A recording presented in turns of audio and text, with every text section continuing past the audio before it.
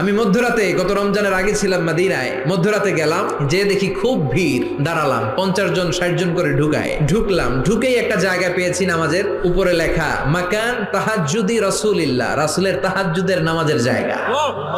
মানে এখানে রাতে তাহাজ্জুদ পড়তেন, প্রাণটা ভরে 2 রাকাত নামাজ পড়লাম। তারপরে আবার প্রথম কাতারে মানুষের সাথে ধাক্কাধাক্কি করে হাঁটতে শুরু করলাম।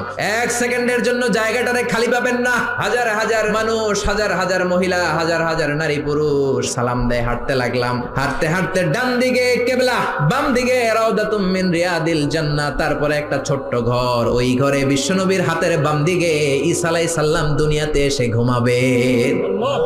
ইন্তেকালের পরে ওইখানে হবে ওনার কবর। এরপর একটু আগাবেন, লেখা মুহাম্মদ রাসূলুল্লাহ। সহ্য হবে আপনার? নিজেরা সামলাতে পারবেন? পারবেন। যে নবীর কথা আজীবন শুনলাম, যে নবীর জন্য বুকের তাজা রক্ত বিলিয়ে দিতে আমরা রাজি আছি না নাই?